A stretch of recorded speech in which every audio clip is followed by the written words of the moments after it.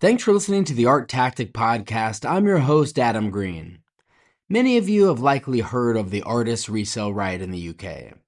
Some of you may be artists who have received royalties from it. Others may be collectors who have paid it. This year marks the 20th anniversary of the right, which was introduced in the UK in 2006. On that occasion, we wanted to speak with Christian Zimmermann, CEO of DACS, the Design and Artist Copyright Society.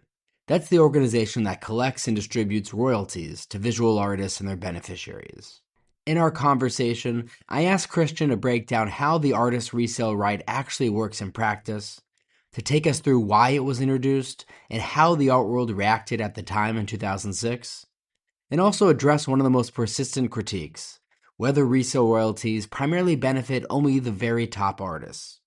We also discuss common misconceptions, if resale royalty legislation is spreading globally, and what changes might be needed to the policy as the market evolves. We hope you enjoy our conversation. Thanks so much for listening.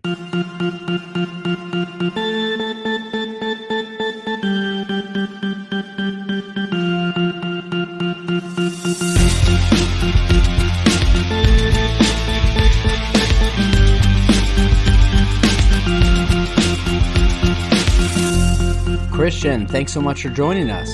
Hi, Adam, and thanks for having me on today. Pleasure to be here. Absolutely, it's our pleasure. So this year marks the 20th anniversary of the artist resale right in the UK. I'm sure our listeners have heard of it. Maybe some have encountered it directly as either artists or collectors or working at galleries or auction houses. But to begin our conversation, on a basic level, can you briefly explain how the artist resale right works within the UK? Sure. You're asking a lawyer to be brief. I try my best. Well, you don't need to be too brief. Exactly. Well, the resale right is a right that is similar to copyright in the UK. So it sits alongside copyright. And it gives artists a royalty every single time their work sells in the art market. An art market professional has to be involved in the sale. So an auction house, a gallerist, or a dealer. The work has to sell for over £1,000. And then the royalty becomes due. It's when original work is sold, so graphic or plastic art that is copyright protected, but it also applies to limited editions. The royalty is calculated on a sliding scale, so it starts at 4%, goes down to 0.25%. So the first £50,000 are charged on 4%, and then it goes down. The maximum is £12,500 that can be collected per sale, and that's reached when a work sells for 2 million or more. So if you sell a work for 60 million, it will also just be £12,500 for that sale. The seller and the art market professional are jointly and severally liable to pay the royalty, but in practice, the auction houses, for example, they pass it on to the buyers, and gallerists usually absorb the money themselves. In the UK also, it's a compulsory collective right, so only collecting societies such as DACS can collect it. Artists or heirs and beneficiaries cannot collect it themselves. And the right lasts for as long as copyright. So in the UK, this is the life of the author plus 70 years after their death. So it benefits heirs and beneficiaries as well. And artists cannot sell or waive the right, unlike copyright, which means that it will stay with them. They have to have it. They have to receive it.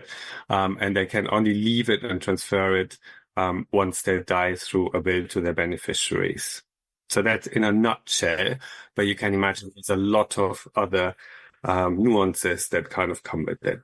And something I'm really interested in that I don't think has been discussed much, but can you tell us a little bit more about the context in which the artist resale right was actually introduced in the UK?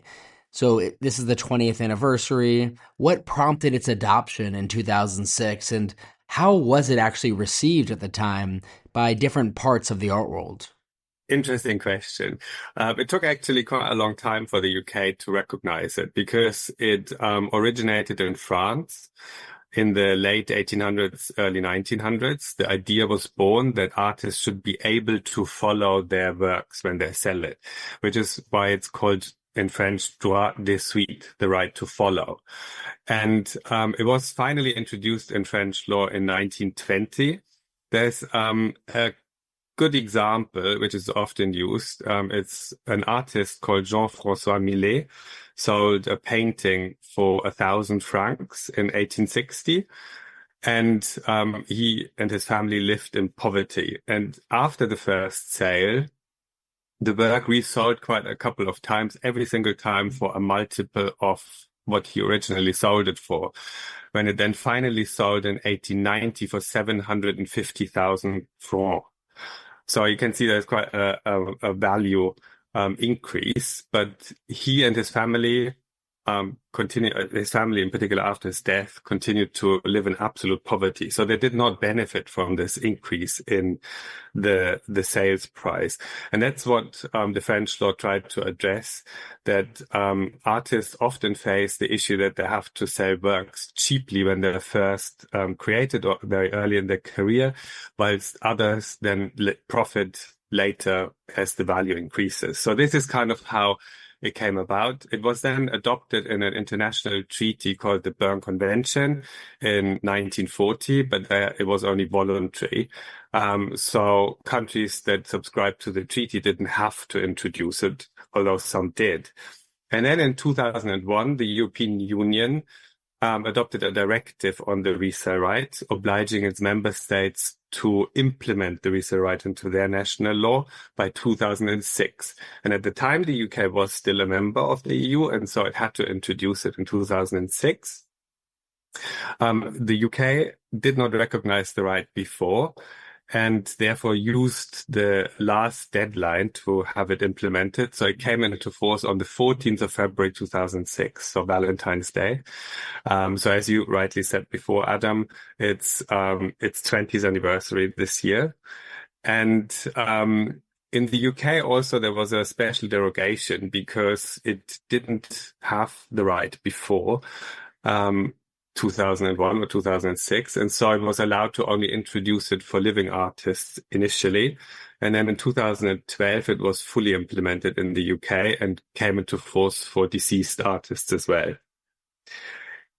There was a huge opposition to the right in the beginning. DACS and a lot of artists and other arts organizations lobbied hard for the government in the UK to introduce it in time. We lobbied again to have it then extended in 2012, because the art market feared that it would destroy the UK art market, which is and always was quite strong, being in the top 3 art markets across the globe.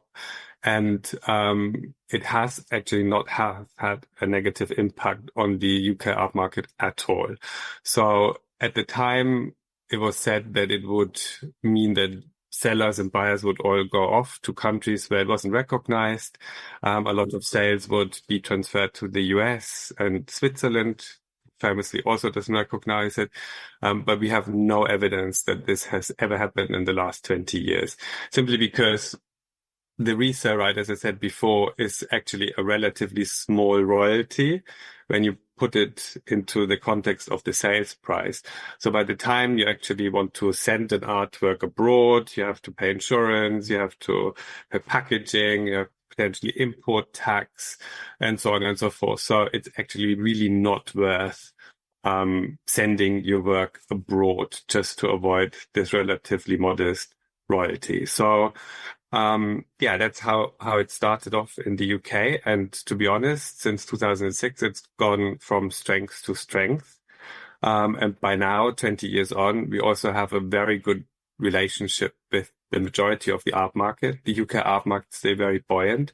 It's still amongst the top 3 in the world. The US, as you will know, is the largest art market in the world, and the UK kind of keeps changing hands with China for the third and the second and third place in the art market value in the world. And I think perhaps the most other common criticism of the artist resale right is that it primarily benefits the very top artists who are already commercially successful, rather than maybe financially vulnerable or struggling or emerging artists. Looking at the evidence over the last 2 decades, is that actually the case? And if it is that still consistent with the spirit of the right? Or how do you think about that critique? Well, I think there's a multitude of factors at play. So I would say in no other profession have I ever had an argument about if somebody um, has a certain worth or value that they shouldn't be allowed to earn any more money. Um, Right. so I don't know where this concept comes from that if you are a wealthy artist or if you're earning well, you cannot benefit from further royalties or rights. I mean, I don't know any other profession where that would be the case.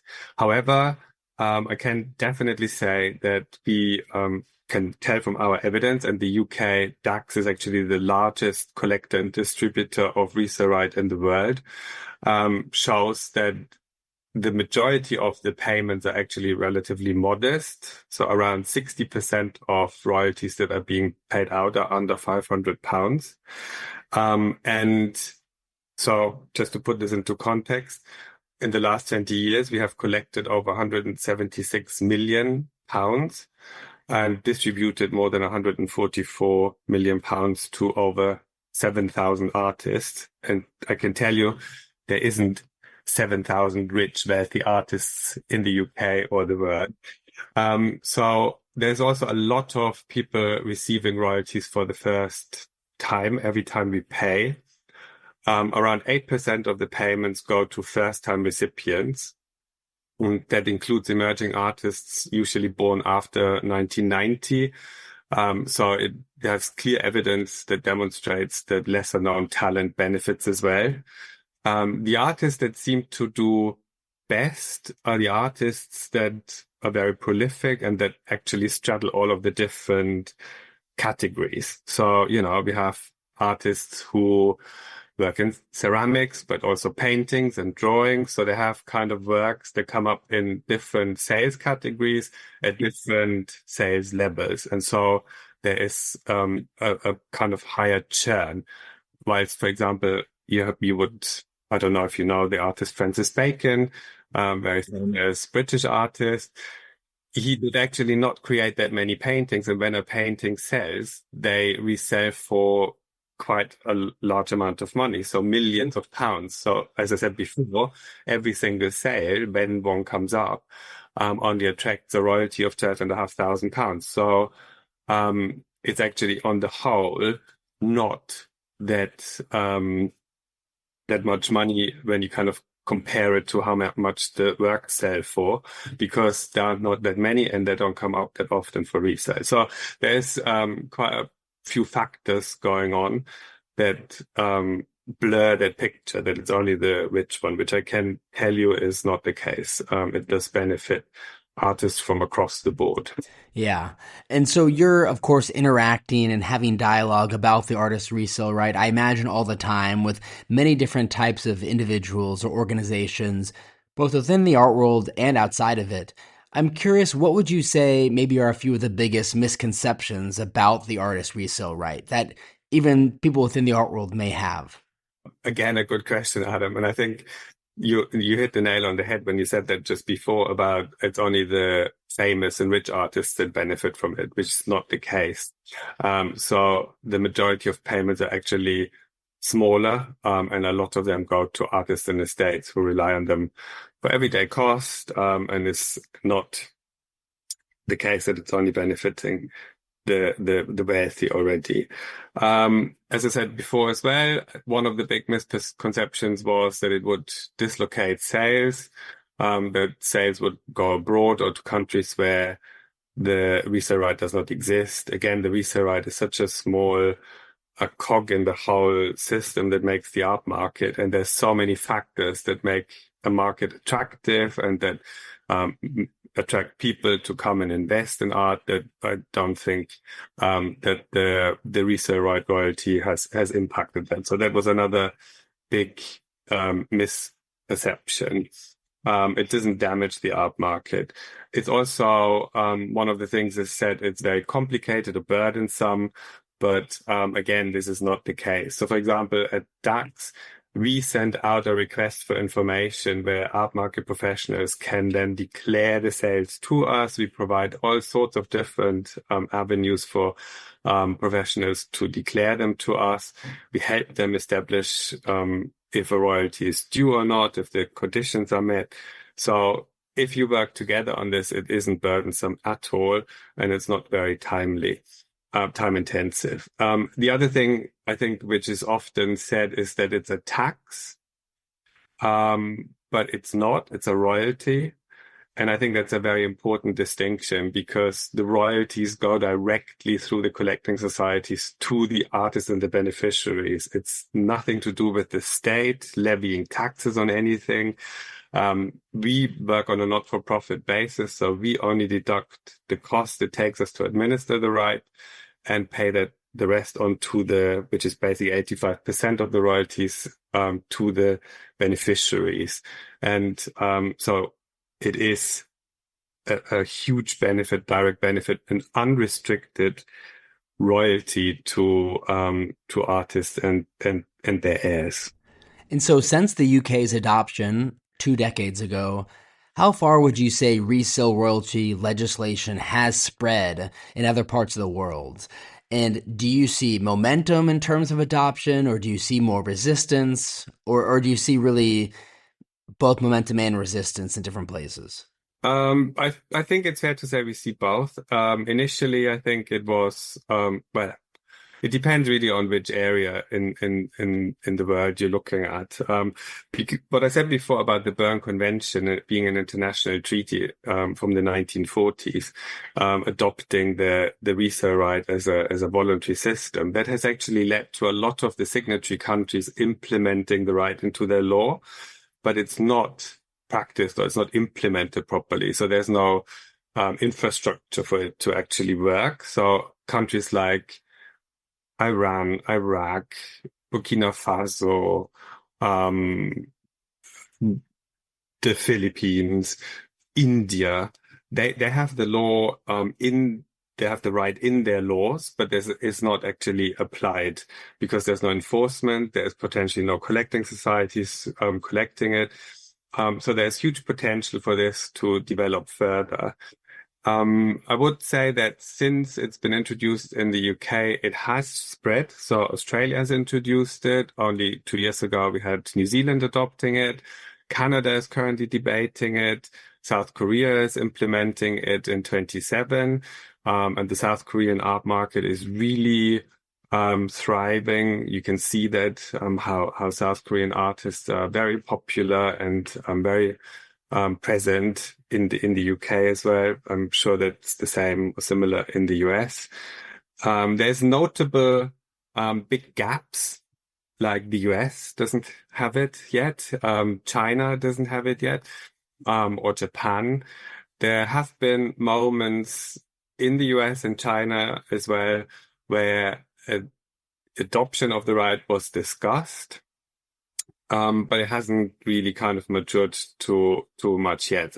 We have still a lot of hope for that to happen because it would just level the playing field across the industry if all of the countries recognize it. In particular, because the way it's currently structured is that artists only benefit from it if their national law also provides for a similar right. So this means in the UK, we can only collect the right for artists who have a nationality of a country that also has a resale right that is working, which means that if a US artist works resales in the UK art market, there would be no royalty due.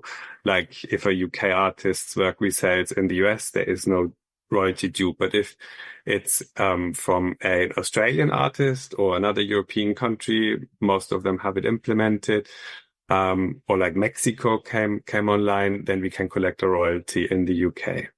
So I don't know if I answered your question, but I really hope a lot more countries will come online, although it has already been adopted by more than 90 countries now in the world. And so as this right begins its third decade, I'm wondering, are there any aspects of the current framework that you think should evolve to better reflect today's art market and how art is being made? Sure, but I think what would really help and what we've tried for a long time is to get an international treaty at WIPO, similar to the Berne Convention, and to make that mandatory. That would also help with the adoption on a more global basis, because I do also see trade and the art market becoming more global. As I said before, for example, when you go through big art fairs here in London, you can see works from artists from all over the world. It's not restricted to the UK or European artists. I also think that our art fairs are basically kind of becoming more popular around the globe. There's different iterations of Frieze, of Art Basel, that happen across the globe, and some of them you would pay resale right because the fair happens in a place that recognizes the right. Others do not. So I think there's definitely something that could or should happen there to mirror the global move and shift of the art market to benefit all artists. Then I also think that awareness and compliance can be improved. There's still a lot of people who, as you said in your opening remark, don't know anything about it, and have a misperception that it's actually just a tax that they're paying to an unknown entity, whilst it is really benefiting artists and estates on a daily basis. I have stories from widows who have to look at empty spaces on their walls because they need to sell artworks for their everyday life after their husband or wife or other family member died and can't create work anymore. So they really benefit from the right. And I think that's becoming more and more important. And then it wouldn't be an art podcast, I think, if I didn't mention AI at some point. I do think that will have also an impact, in particular because, we have to redefine, I think, what art potentially means, how art is being created, what is actually copyright protected, because that's one of the big issues with the resale right, that it has to be a copyright protected work of art. So if, like, for example, I know in the US, the Copyright Office doesn't give copyright to a work that was partially at least created with AI, then that could have an implication on the resale right as well. So I think the law needs to keep pace with the technology and the changes also of how art is bought and sold.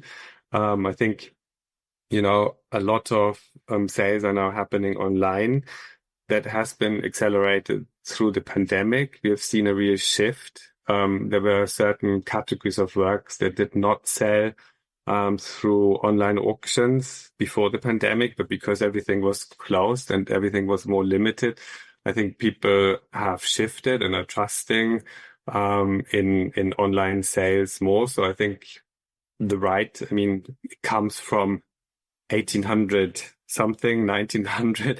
We're now in the 21st century. So I think we do need to ensure that the right keeps pace. But overall, again, the lawyer comes out. It's been drafted in a way that is adaptable and it can address more modern scenarios, but we shouldn't lose sight of it and we should try and keep it modern. Yeah, absolutely. Well, Christian, thanks so much again for coming onto the podcast and answering some of our questions related to the artist resale right, which is now in its 20th year in the UK. If our listeners want to learn more about your organization or the artist resale right in the UK in general, what's the best website for them to visit?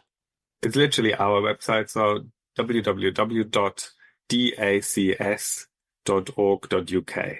And we look forward to any questions or comments or requests for information, and we're happy to help spread the word.